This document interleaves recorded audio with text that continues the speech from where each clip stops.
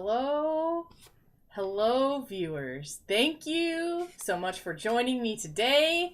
We got a lot to talk about. I know earlier today I said, hey, this is what I'm going to talk about today. But boy, since then, so much has happened, I might have to switch it. Especially for the Cannabis Michigan section, because guess what? What did we receive today? After this morning, that's right, the new draft rules for the Cannabis Regulatory Agency for how marijuana license holders are allowed to work. I'm like, it's like 200 pages long. I'm like 40 pages in. I thought maybe you guys would like to be with me while I'm reading this going, ah! Maybe you would. Who knows? But let's go back to, the normal conversations about that we do here for the top of the hour. I really appreciate all of the feedback that I've been getting, so thank you guys for that. And today is the first day that we've finally managed to figure out how to look at chats from more than just one place, right? So if you are watching me on YouTube or you're watching me on Twitch today, I should be able to see your communications coming to me. If it doesn't work, I'm sorry. I'm trying hard to learn how to be a streamer. It's new.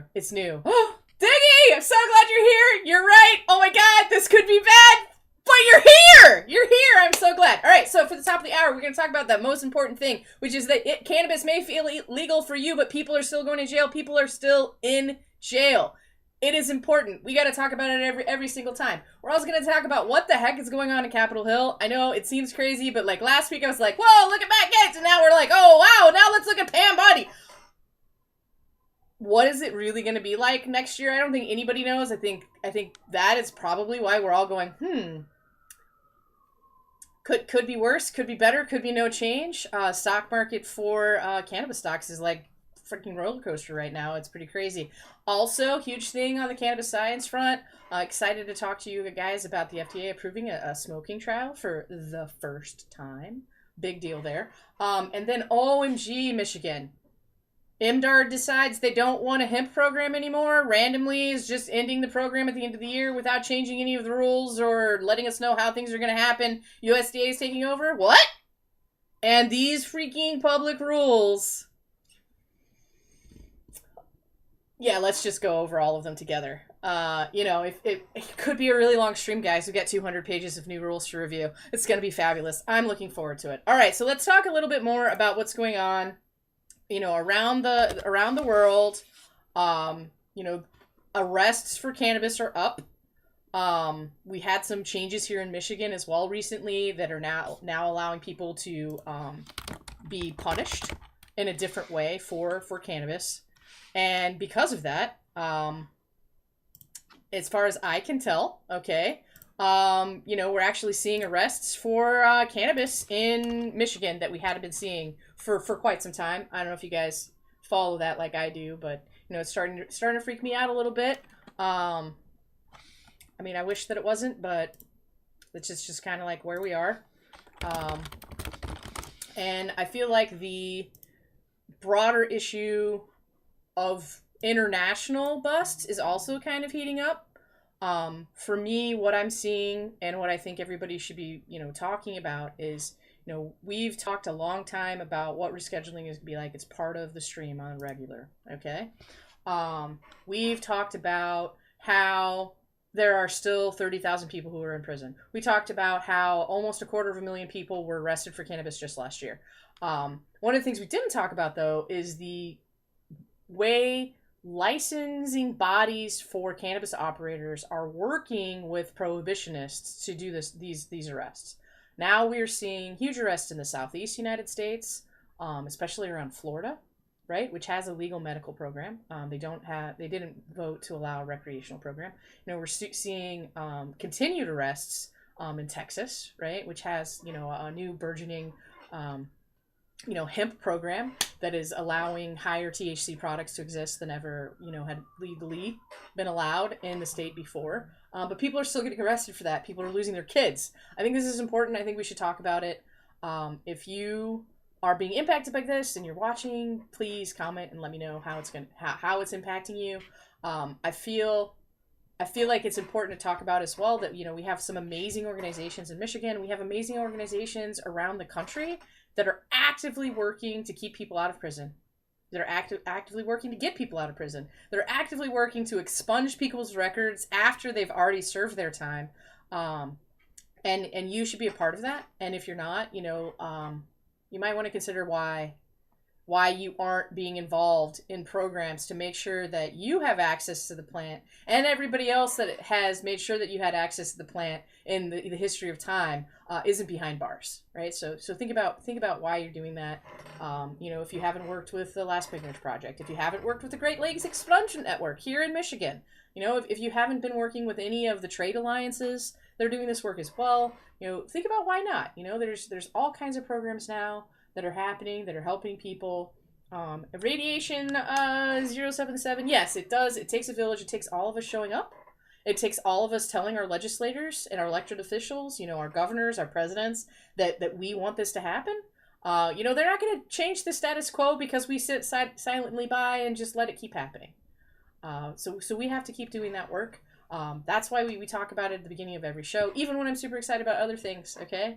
Because there still has to be a focus on the fact that, we're on track for another 250,000 people being arrested for cannabis next year, which is a lot less than 10 years ago, okay, guys? But it's still 250,000 people that are gonna experience the criminal justice system for this plant that we all know and love, that is not harming anyone, right? And oftentimes, right, these are parents that are being arrested for smoking around their kids, right? They're neighborhood growers that are being arrested for, sharing with their neighbors, right?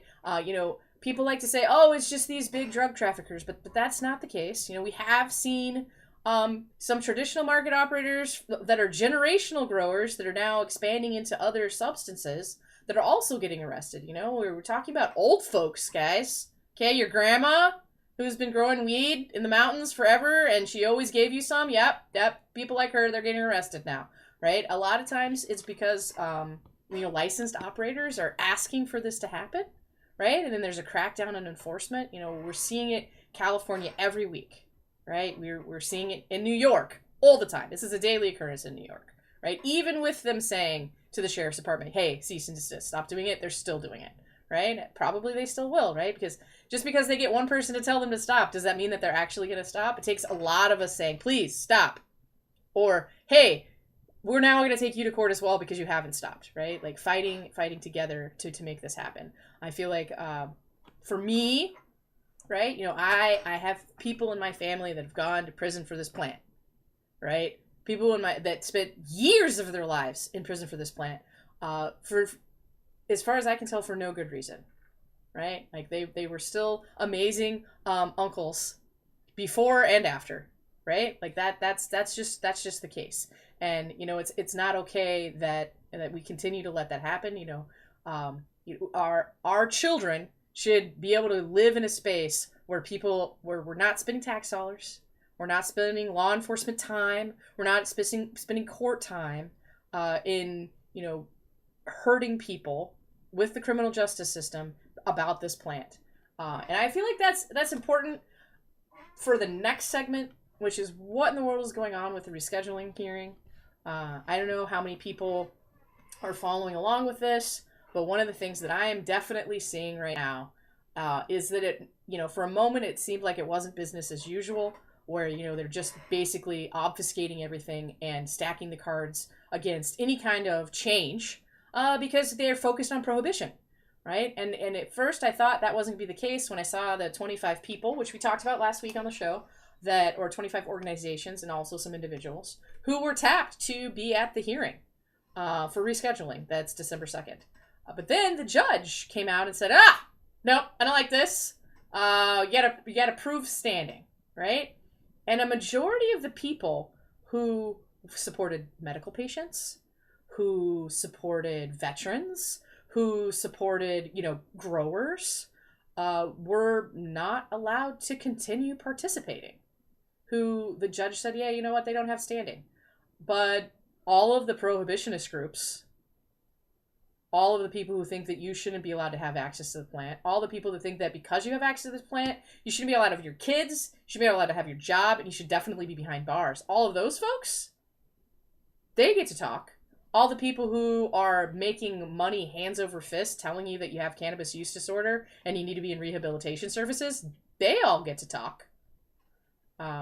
We should watch. We should monitor what's happening there.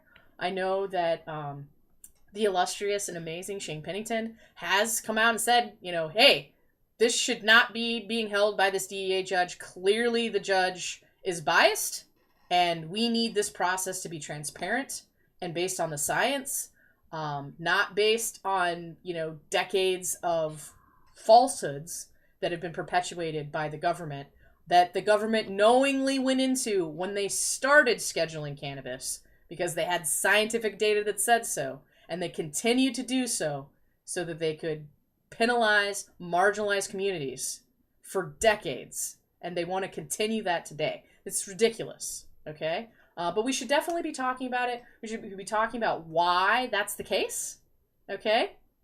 We should be talking about why it's okay that when the President of the United States said that we should move forward on rescheduling, and he's responsible for the Department of Justice, that still the Department of Justice is coming out and saying, yeah, we just don't disagree that we should actually be looking at what Health and Human Services thinks is appropriate. Come on, executive branch. What's going on here? I wish that the legislative branch was doing a little bit more about it, but apparently they don't want to. We haven't seen a vote. Radiation, yeah, that is the American way, unfortunately. I like the checks and balances often. I don't ever want there to be like, one guy getting to decide all the things. I think that didn't work out for really most humans around the planet for a long time.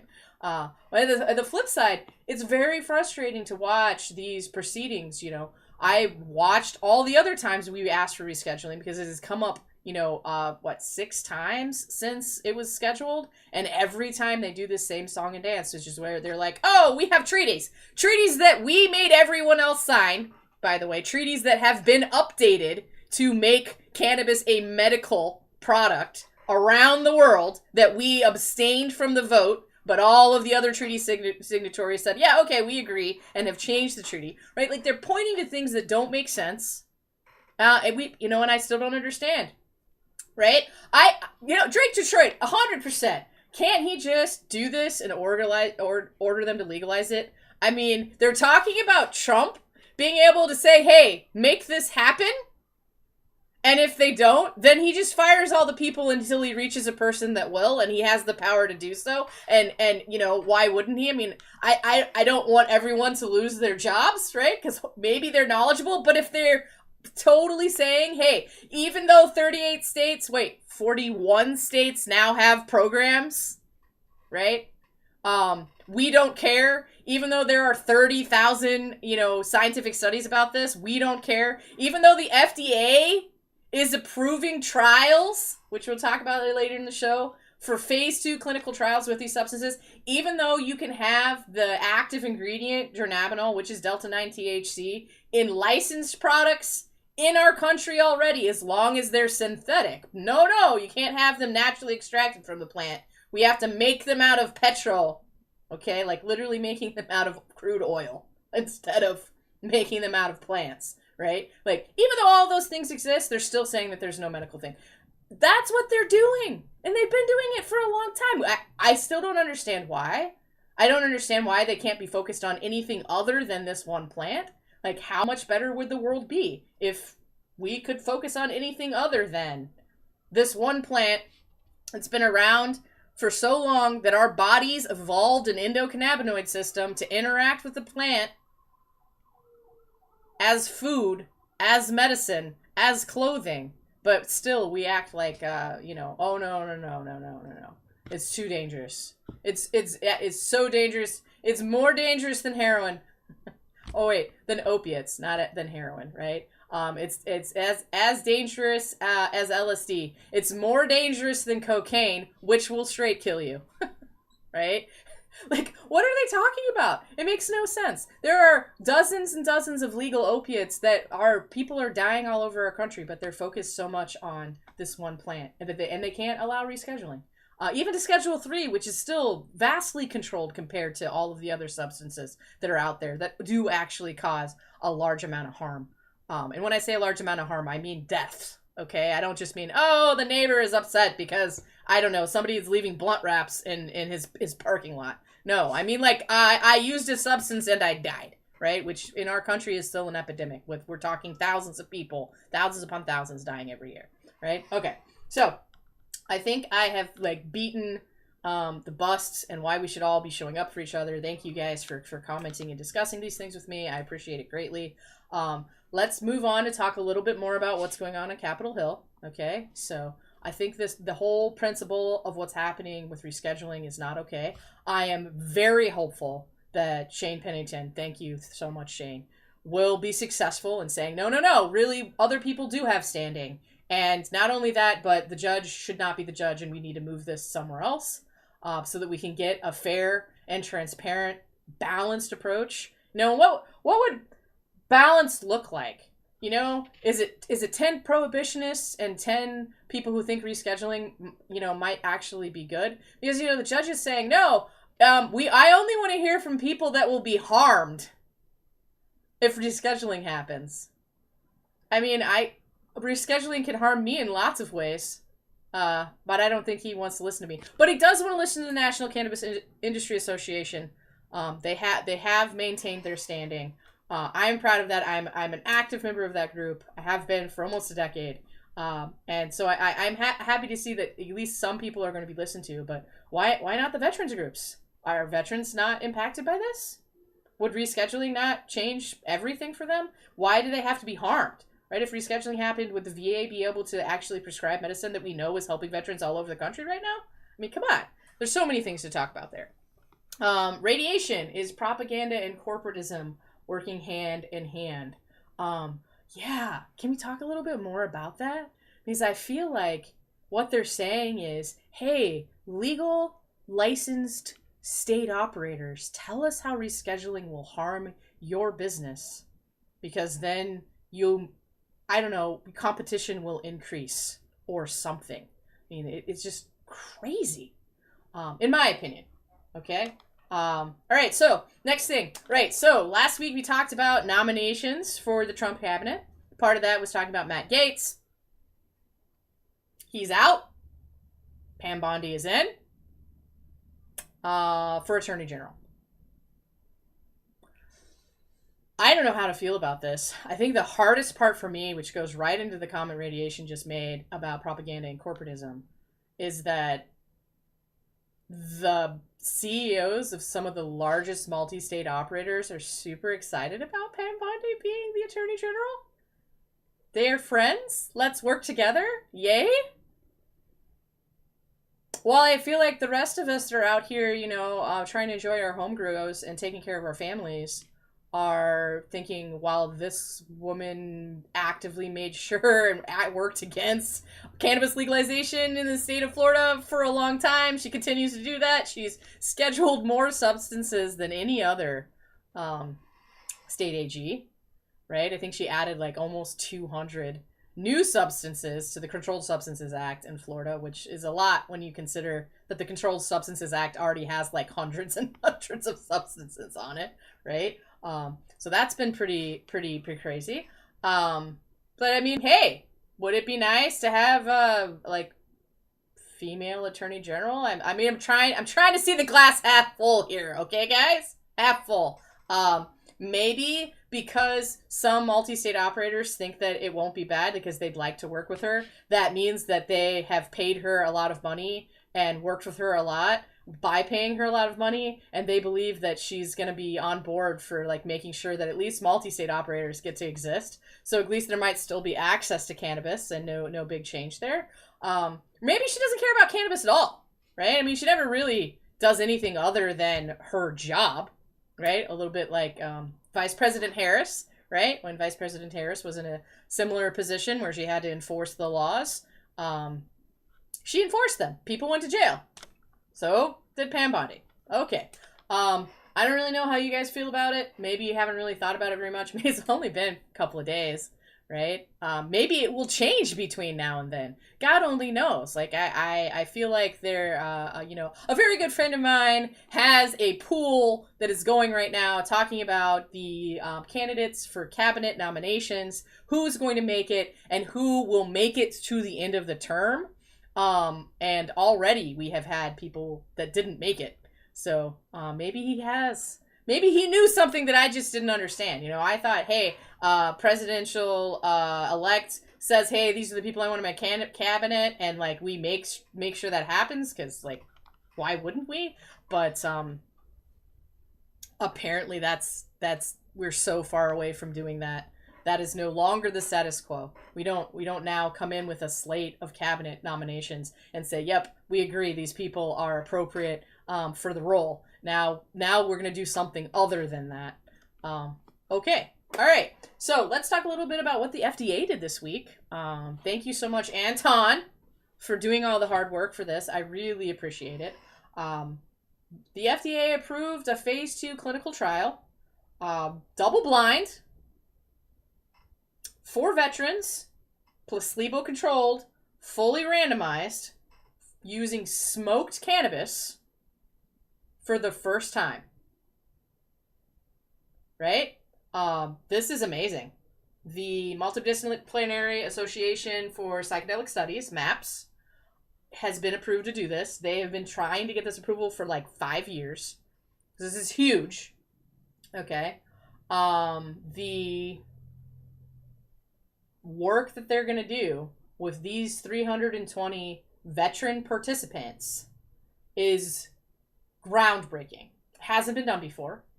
I'm still trying to wrap my head around how people are going to receive placebo or not, but they're still going to be smoking the product. So like, they're going to, you know what? They're going to receive some hemp. Okay. They're going to receive some cannabinoid-free hemp that they're going to have to smoke. Hopefully it will still taste good. Maybe they're going to get pre-rolls that are going to be dosed. Who knows? I haven't looked into it enough to know, guys. But the kicker here is the FDA is allowing a phase 2 trial to happen with flower cannabis. Okay? Always before, it's always been edibles. Okay? Sublinguals. So it's huge. I'm excited about that. You know, they have allowed flower studies in lots of other ways, but never in this case, never a phase 2 trial. You know, there's been phase 1 trials, there's been toxicology studies, those kinds of things. So I'm seriously excited. Hey, N8C and 60 and 8, thank you for the follows. Appreciate you guys. Glad you're here talking with me about these things. I'm excited to see this. I know Anton has been dogging this for years. We have talked about it many times. You know, I have been following what the grant money from the state of Michigan has been used for veterans. You know, they've given out $20 million. And the FDA had not approved the studies that the $20 million is supposed to fund until today. So this is huge. Let's see here. Diggy, what we got saying here? It says Carl Hart's book, Drug Use for Grown-Ups, describes the machine. It produces a specific volume of smoke per puff, so they can titrate dosages. Oh, that's great. Yeah, titrated dosing is good. So, okay, we're gonna produce a puff. You won't even be rolling it up with your own bong. We're gonna produce a puff for you. You're gonna get a specific dosage. You're gonna consume the dosage in the lab. It's blind. We're gonna collect all of the information on, are your symptoms better? What are your blood levels looking like? How is the metabolism going? You know, are there any other serious or non-serious adverse events occurring? Are adverse effects occurring? And that's great. That is seriously fascinating. Thank you for sharing that with us. I'm excited about this as a vet, as a person who suffers from CPTSD. If they can make this happen, and then I don't ever have to question this anymore, right? Wow. And then I can share it with all the other people in my veterans groups that are always wondering about it, but they don't really believe it because they're looking for more evidence. You know, that is something that comes up. It comes up so often. And there's so many young people and middle-aged people that could really, you know, benefit from this, but they refuse. Either they're afraid of losing their jobs or losing their kids, or they think they're going to lose their VA benefits. There's so much that happens there. And, you know, a lot of the people in my veterans groups, you know, they're already suffering, right? They don't need more anxiety on top of it, right? They don't need to worry about losing their freedom or their kids or their job or their benefits because we don't have enough evidence to make the VA and the rest of the government say that, yeah, okay, this plant is good and it's good for everybody. Okay, so I'm so glad about that. Also, I'm super proud to be in Michigan and have bought a significant amount of cannabis in Michigan that the tax revenue from is funding this work. All Michiganders that are cannabis consumers from a licensed operator should feel proud about the fact that we are the ones funding, making sure that this important research happens. And without having included that in our legislature, without having included that in our petition, that we wanted to be able to do this research, that we needed to be able to put tax revenue towards this, this wouldn't be happening.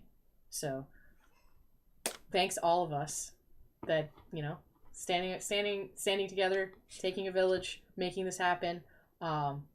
We shall see how the study goes and be able to kind of come back from that. I'll be following it, and I hope you guys will as well.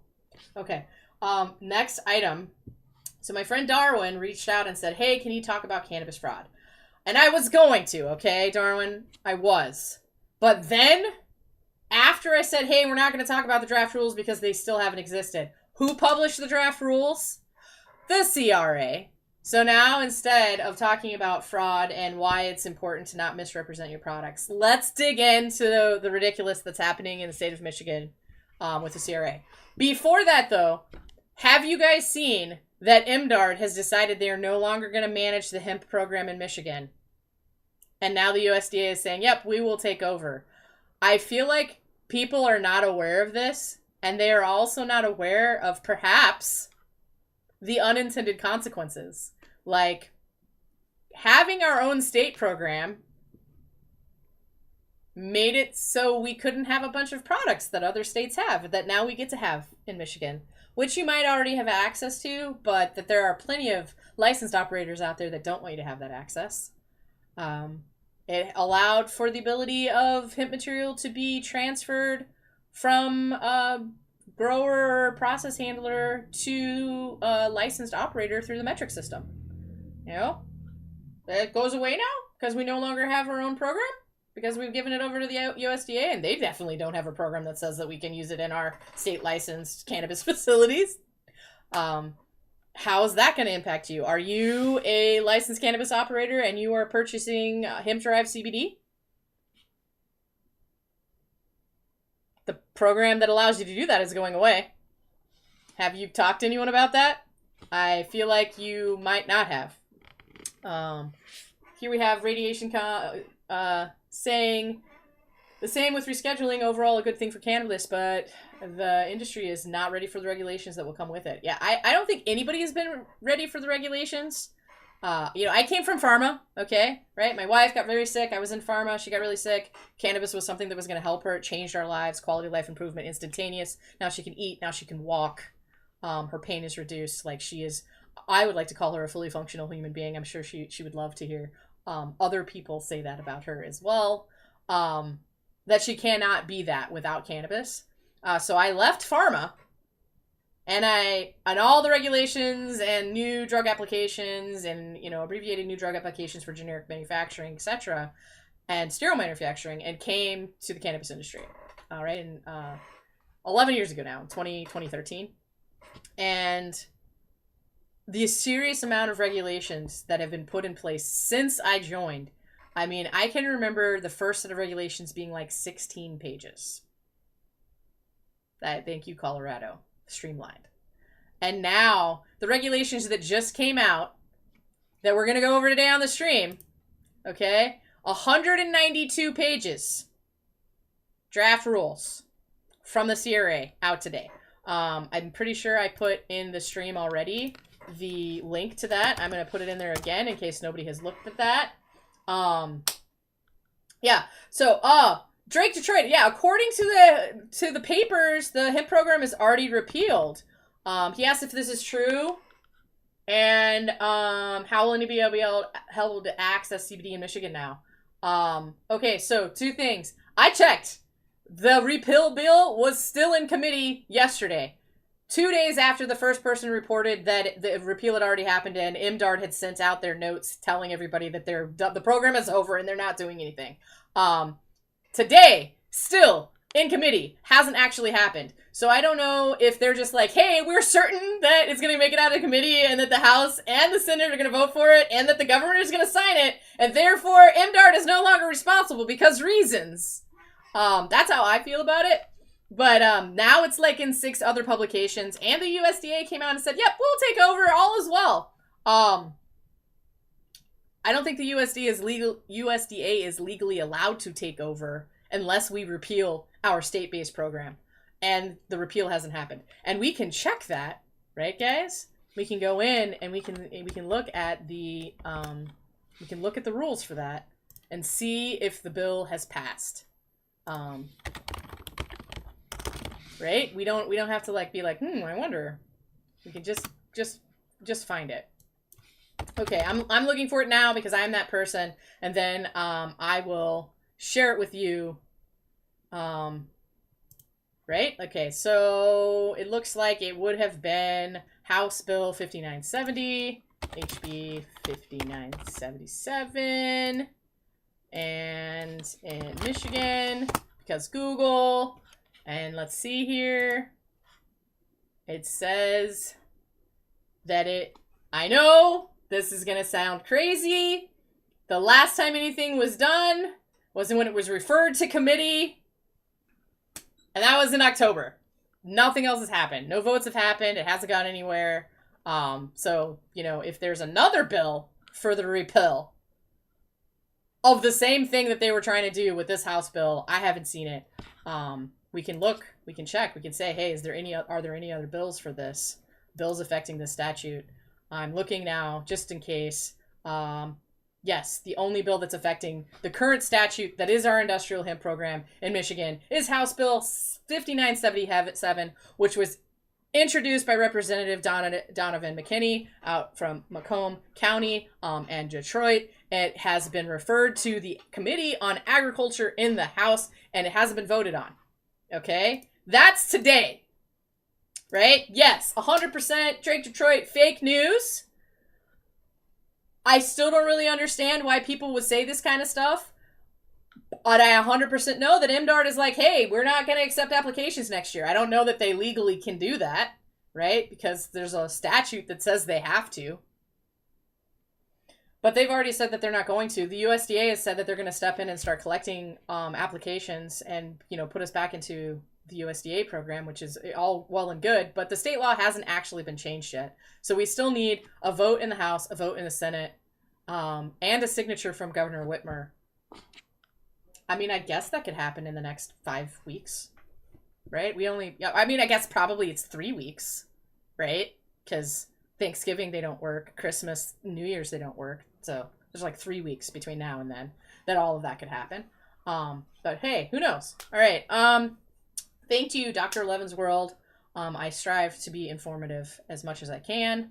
And I think also radiation. Yes, the reschedule case has been bumped into next year. The first hearing is going to happen when people come to speak about standings and schedule when they're going to be available in January, February, and March to actually give their testimony as part of the hearing. So they will still do something that first week of December, and I will definitely be hoping that it will go well. It's possible that because of all of the other things regarding people that no longer have standing, especially all those veterans groups, that they will come out and they will say, hey, this judge doesn't get to make this decision. And because the judge doesn't get to make the decision, they will actually move it to a different date, because this is, the date for the beginning hearing that the current judge has set. And they are trying to make it so that judge is not going to be the judge any longer. Sometimes we win, sometimes we lose. I'm really, really hopeful. Shane is on it. I think, he just might make it happen. You never know. Okay. All right. So, guys, I've put the link. Let's go look. Just in the first 10 pages, here were the things that I saw that I feel are really important. So the very first page, it says that these rules will become effective 180 days after filing, which is totally normal. Like, you have 6 months to get used to whatever's happening, except for 420.218A. Now, guys, 420.211A, that didn't used to exist. Okay, this is brand new. Like, this section never existed in the past. Okay? It is a brand new section on the prohibition on converting cannabinoids. Okay? This doesn't include decarboxylation. Okay? It doesn't include any naturally occurring acidic removals that are happening through heat or light. Okay? So if you're decarbing, this does not impact you. But it does impact the ability to create CBN. Okay? Which takes more than just heat and light. Okay?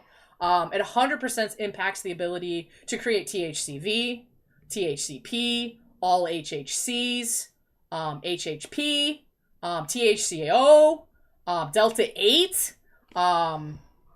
It impacts the ability to convert CBD into Delta 9, right? It impacts the ability to convert CBD into Delta 9 that you then convert into CBN. You are not allowed to use these materials any longer, okay? And if you have these materials at your facility, you will dispose of them. So they will be destroyed, right? I feel like they don't even know what they're trying to say here, because some of the biggest brands in the state use CBN that is literally a converted cannabinoid. There is no exception in this rule for that. So, say goodbye to every CBN product that you can currently purchase in the licensed market in the state of Michigan. Okay, I know there's lots of people. Where in the draft is this? Rip Run Stinkle. Okay, yeah, so this is section 420.218A. Okay, that's where it is. And I've put the link here. Let me put the link again so you can see that in case you weren't here when I put the link before. This is the link to the document. You can go there. Then there's a Word copy. You can literally drop open the Word copy and just do a find for section 420.218A. Okay? It's clear. Okay? So if you are currently a provider of THCV, CBN, other hey Stacey, so nice to see you. I'm so glad you're here. Okay, if you are a provider of non-intoxicating cannabinoids, okay, and you are a hemp provider of these things, or you are a licensed cannabis operator, okay, I know you exist, and you are making CBN in the state right now, you cannot do that any longer. When the new rules take effect. If you are an edibles producer, and you are putting CBN in your edible, okay, you might be able to do it. The cost of CBN is now exceptionally more because you can no longer get it as a converted isolate from the CBD product, which is what you've been buying and using for the last 5 years or, since 2019-ish. Okay, you can no longer have that product. All right, so I'm looking at you, Wild, with your fabulous gummies. Okay, Wana with their fabulous sleeping gummies. Like, there are so many products that are out there designed to help people sleep. You know who you are. If you are not aware that this will impact your ability to have access to those and you will not be allowed to sell those products in the state of Michigan with the way the rules are written right now, you're not paying attention and you need to. We're talking about probably $100 million worth of product in the current marketplace just right now that will no longer be able to be sold. This goes into effect immediately upon them filing this with the Secretary of State, and then you have to immediately destroy all your stuff. How are you going to prove where your CBN came from? Did it come from a hemp operator? It is not legal to be used. You cannot make CBN legally from hemp. Did you make it yourself? What was your record of formulation? You can't do that, okay? Not to mention all of the people that are currently out there doing the research and development process, right? We've got at least, 5 people have been jumping through the CRA's hoops to do this work, right? To create that. Yeah, Stacey, massive shakeup, right? And of course, I feel like the people who write these rules don't think about the science, right? They aren't considering how the other products that people use are made. Can you get CBN from old weed? Sure. Does anyone get it that way? No. No one's got it that way since 2019. Why? Because it's much easier to convert CBD into THC and then convert that into CBN, right? That's just the case, right? Jake, I hope you get to catch that Pokemon. I am sad I am out of Pokemon balls. I need to go get more balls or whatever. So I don't get to do that at all, and I love Pokemon, and it makes me sad every time I see one escape, so I hope you catch that one. Okay? Alright, guys, so what about other things? Alright, that was just page 1. Okay, guys? That's just page 1. Alright, so moving right along, we go down and we get to, let's see here, I think I was on page 5. Yeah, okay, so I'm on page 5. So, guys, they have been having a problem with the idea of inactive ingredients, okay, for a long time. Now they've added a new definition, which I think, it's good. I'm glad they have it. New definition is like, yeah, inactive ingredients are like binders, dyes, preservatives, flavoring agents, okay? But then they say, this is the part that just boggles my mind, but inactive ingredients do not include conventional food ingredients or ingredients that are generally recognized as safe. Okay, so it doesn't include food, and it doesn't include food additives. What? It includes drug products? What does it include now? It includes nothing. It makes, what are we going, what's happening here? For me, this is important because I've worked with a lot of people who have had their products pulled from shelves because the agency comes in and says, whoa, this isn't an ingredient that you should be able to have because reasons, right? When it's literally in lots of food that is already out there, but there's nothing, which would be also known as a conventional food ingredient, right? Or something that's generally recognized as safe by the FDA, right? I appreciate that, but at this point when they're defining it in this way, okay, really what we're talking about at this point is drug products. Active ingredients, not inactive ingredients. Why not just say active ingredients instead of inactive, right? Or I feel like it's a misunderstanding of the science. And also because I've watched people, receive formal complaints and have to go through administrative hearings for this, for products that we might all consider totally normal, right? So for instance, valerian root extract, okay? Herbal extracts have been around forever. Well, not anymore, okay? Or, I know. We probably all consider sunflowers to be conventional foods, okay? But the FDA doesn't. And they've not been recognized as generally recognized as safe ever. So you can't use things from sunflowers, according to this definition, because they don't come from the cannabis plant. And they're also not conventional food ingredients that are generally recognized as safe. Okay? I see that. I think, wow, this is crazy. The definition doesn't make sense. What is their intention here? Why have they changed this? Okay. Moving right along on page 5, they got rid of a couple of definitions for things that I really hate, which made me very happy. I don't know if anybody else saw that, but they also added a bunch of additional definition on management agreements and manufacturing agreements that did not exist before because they have completely expanded who has to be a supplemental applicant and when. And if you think I'm kidding, hit that link, read what I'm talking about here, okay? I think it's pretty crazy. And Stacy, yes, 100%. Just the definitions alone make you scratch your head like, really? What? Okay. Yeah. Thank you for defining things, right? And to be fair, I am glad that this is available. I am glad that they took the effort to try to make these changes. And also, right, us as constituents need to read these and have those OMG moments where we're saying, hey, this doesn't make sense. What are you trying to do? Because it's not clear to me, and I think you just basically said we can't use anything to do anything. Right? That's important conversation and discourse that we could have. And the awesome part about it, as far as I have experienced, is that Director Hannah is interested in our feedback, right? So now is the time, right? So, CBN folks, if you were not planning on showing up to the hearing, if you were not planning on submitting a public comment, when they take your stuff away, I will have tried to stop them, but we need all of us to be like, whoa, I like my CBN products, okay? And the only way we get there is by allowing conversion material into the facility, right? So let's put some more guardrails on, right? The current rule is that the statute says that they have to promulgate rules about it to allow us to do it, define how it should happen, right? And put clear safety guardrails on. They have a process for research and development.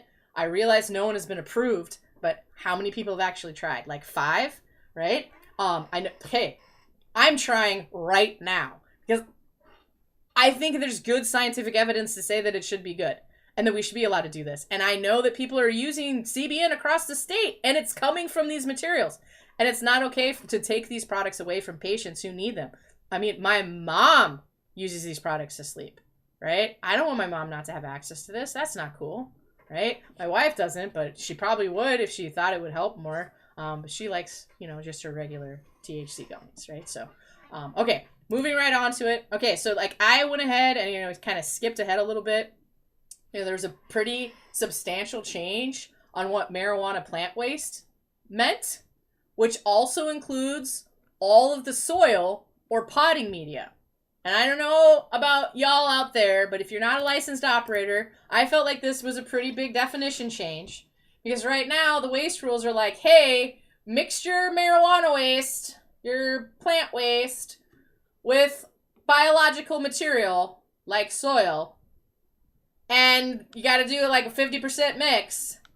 And then that's what you can throw in the dumpster.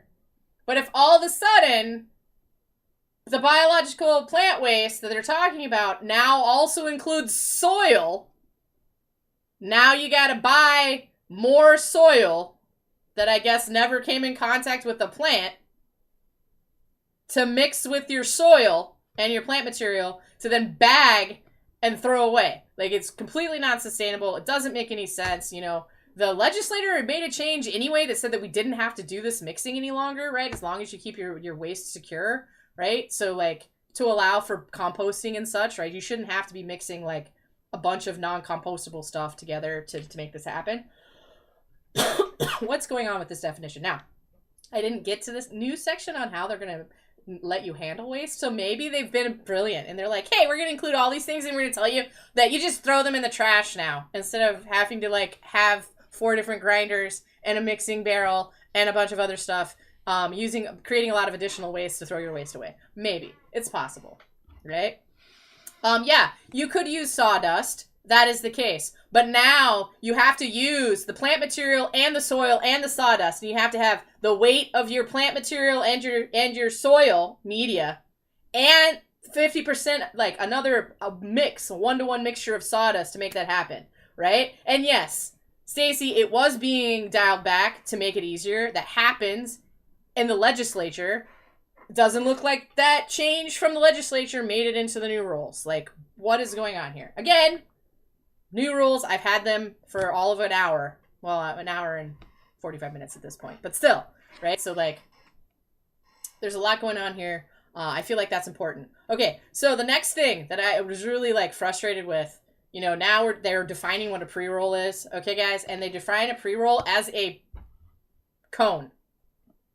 Okay? Which is wrapped and sealed in rolling paper. So, no blunts, no palm leaves, no rose petals, only rolling papers, and it has to be sealed, which means no open-ended joints, which is definitely my favorite kind. And, that's wah, wah, wah, wah. I mean, I get it. Okay, yeah. So joints are like bud that's ground and wrapped in a rolling paper. But I feel like, when you're specific and you say paper, instead of saying, anything other than the word paper, right? Does that include hemp? Does that include hemp leaves? Does it include rose petals? Does it include palm leaves? Right? There's so many other forms of pre-roll wrap, of blunt wrap that exist. I know we can't use tobacco, but there's lots of other stuff out there that we could use. I feel like it's not fair that they have created a new definition that really shortens up what's allowed. Again, I don't know if you guys are aware, but pre-rolls are like 30% of the market in Michigan.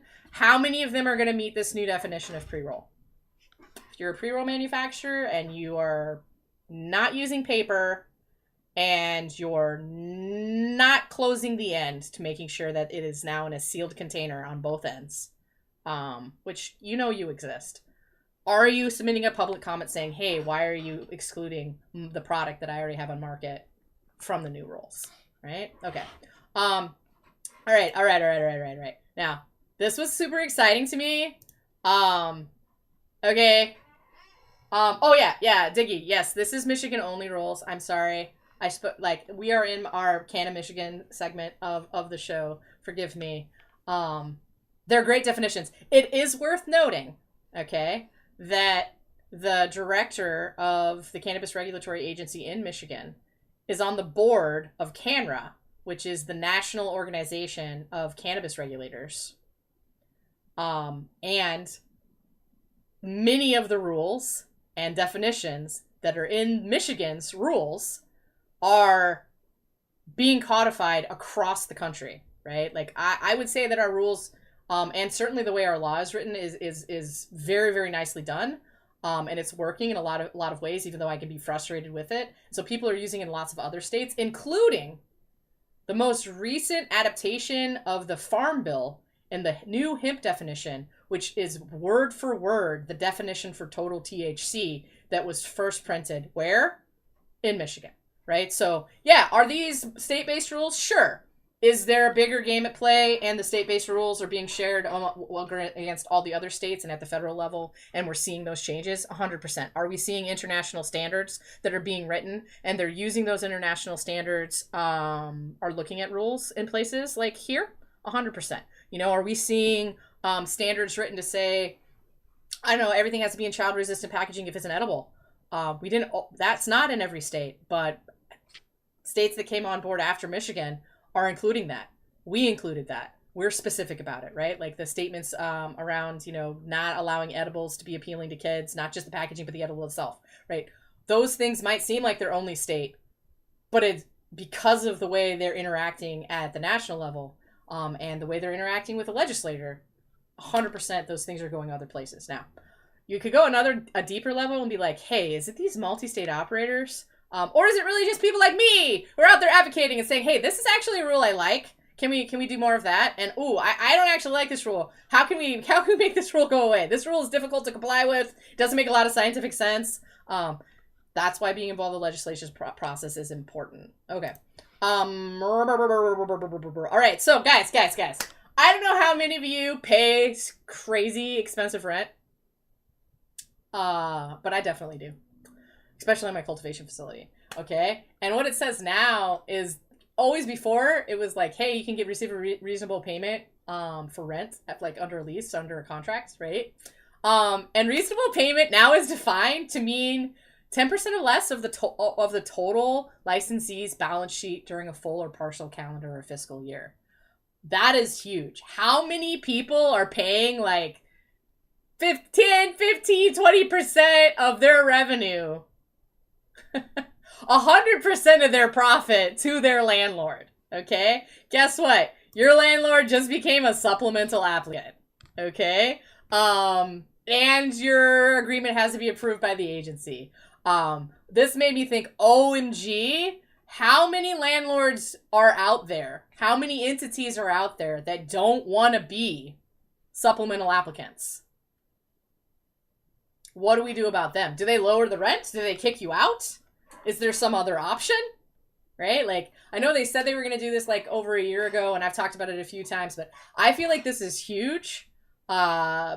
There are a lot of entities that are out there that are renting to cannabis companies that will literally be signing affidavits saying that they are involved in drug trafficking to become a supplemental applicant to do this. Very like when these rules go into effect. Is that what they intended? I mean, I hope so, right? Yes, 100% Drake, Detroit, murky waters ahead, very, very much. Hey, if you're playing the Pokemon game, there's a pie dove. And yeah, you know what, Radiation? They won't lower the rents. They're going to say, I don't want to be a supplemental applicant. I'm not lowering the rent. You got to make more money or you got to get out. Because I'm not doing this.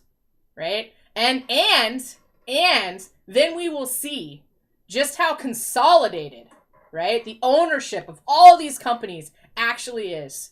Because now we will see them through the lens of how people have been funneling money out of licensed operation supplemental applicants and into something else via rents and leases. Or not just rents and leases, but management contracts and whatnot too, which previously were not included in the rules. I think that's huge. I think it's going to really shake everything up. I feel like in the past,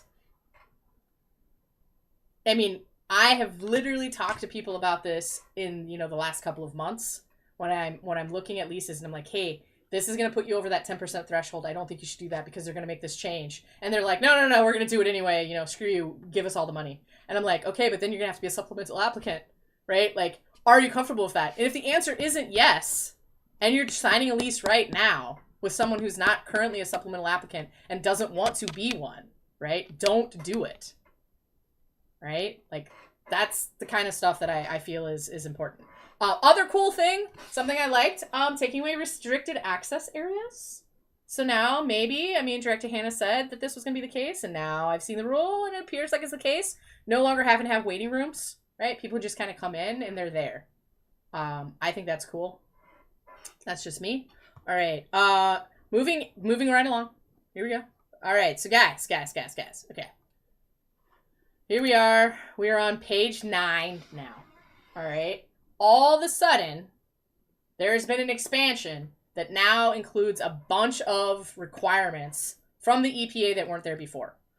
And a very large expansion on how those tests are going to be performed and who can perform them and what labs are going to be okay for that, right? Prior to now, these requirements were handled at the municipal level, all right? So the city would, if the city said that you had to have a special water handling plan in place, you had to have one. If they did it, you didn't. Now, everybody's got them, right? The way this is written. Now, is that the intention? Maybe, right? Eagle's been kind of coming out and being pretty strong-armed about this, but, I'm not sure. I'm not sure if that was the intention. The next part here, again, another place where it's like, wow, this is a big expansion. Now they're pointing to the state construction code, right? Which is the state's like over how do you do buildings, right? The crazy part about that is that a lot of municipalities follow their own rules. And I think they're allowed to. But now, this is going to be the code that we're going to follow. I point to this because the last time the rules were updated, all right, they changed it from the International Fire Code, which is what is used for most municipalities and their local inspectors, to the National Fire Protection Association Standard 1, 2021 edition. That fire code changed the way everyone that is a processor or a cultivator has to handle things, and it is completely different than normal building codes, the international fire codes. When I say completely different, I mean radically different requirements, right? So if we're going to start saying, hey, this is the new building code that we now have to follow, which is not the building code that most municipalities follow, now you're going to be having that same thing again where the local fire marshal is telling you he wants this, and the Bureau of Fire Service is telling you he wants that. And they don't agree, but you got to do both of them, and it's impossible. I know it happens to me way more than I'd like to admit, and I try a lot to make this work. All right. So thanks guys for talking about things. Okay, so it says here, radiation says you used to get locked out constantly in Denver. Yeah, it's fucking terrible how landlords are about this kind of stuff. Drake Detroit, can a landlord force a business out? Yes. You are only allowed to have a cannabis business if your landlord agrees to it in writing and you submit it as part of your application. Can a business force the landlord to be an applicant? I do not think so. They must agree to allow you to do this. You must get permission from them. It gives, all landlords the ability to do this. So you can't go in and not tell your landlord that you're going to be a cannabis company and then become a cannabis company without telling them, right? Like this is crazy. Just like radiation is saying, yes, the landlord wins.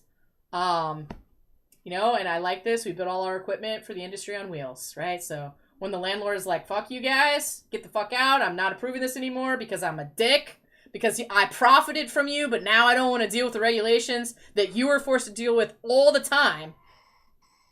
You got to be able to move, right? You got to be able to get out of there.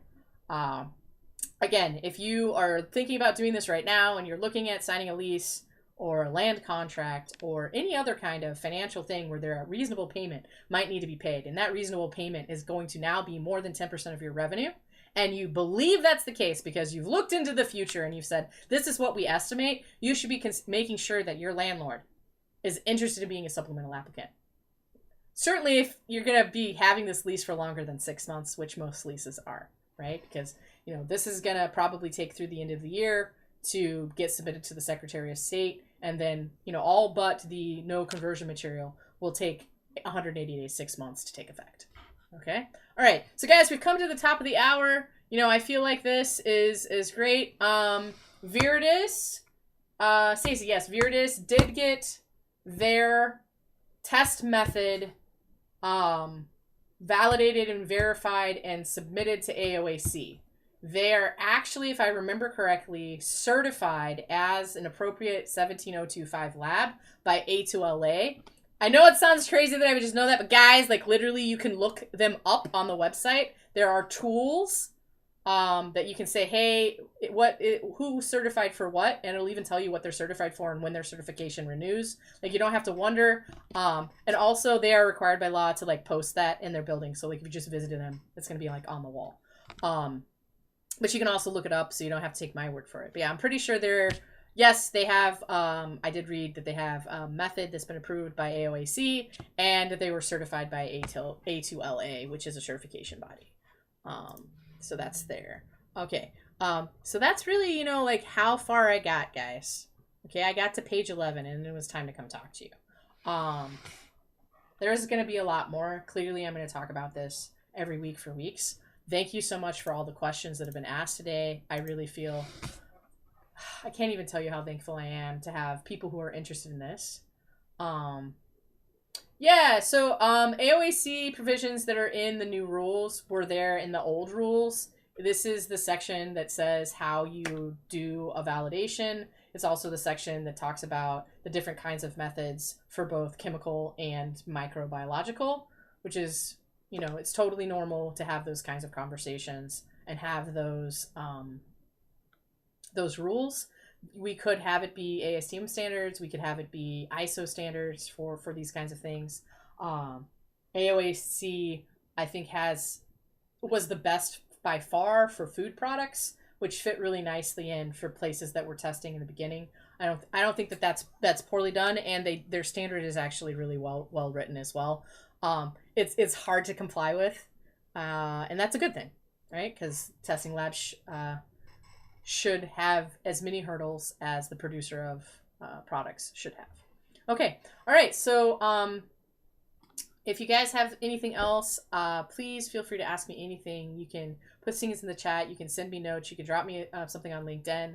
Next week, I'm going to be talking a bit more about Canna fraud. We're also going to go through like the next 10 pages, maybe 20 pages of the draft rules. I might decide to have like a longer chat about it. If you guys are looking at something, you're like, hey, I'm seeing this, I am interested about this specific section, tell me what you think and how this changes things or impacts things, please reach out. I am a policy wonk. The fact that I get to spend my weekend reading these 192 pages and commenting so that I can prepare my public comment to submit to the agency give me a real intense burst of joy. So thank you guys for being here. Thank you for all the new followers. I'm really glad that you're here and that you're following. I look forward to talking to you next week. Feel free to stop by the Patreon if you want to talk about what more you want to hear. We are going to start a new one, which is talking about Canna fraud. So if you have a product and you're like, this product didn't work, if you are, you think that you got a test result that you know is bogus, if all of that kind of stuff, I'm interested to learn about it because we're going to be talking about that on the regular now. We are seeing fraud cases across the country. We're going to bringing that up. Okay. Yeah, radiation. Thank you, Diggy. I'm so glad that you're here talking with me. Radiation, 100%. The GMP drafts. The GMPs are already in these draft rules. They pulled in 3 new sections of the Code of Federal Regulations, including good laboratory practices, wastewater practices, and food safety risk analysis. Now that was there before, but they've expanded the section that's there. So I'm excited to see that. Brandy, so nice to see you. Yes, there are these new methods. They exist. They are real. I work a lot with ASTM. We also have sets of standards. Why the agency is choosing to use the AOAC ones and not the internationally recognized voluntary consensus standards, I don't know. That's okay. We can cross that bridge at another time. All right. Thank you all for being here tonight. I am going to sign off, and I hope that you have fabulous weekends, and I will see you next Friday after Thanksgiving. It's going to be glorious. See you later.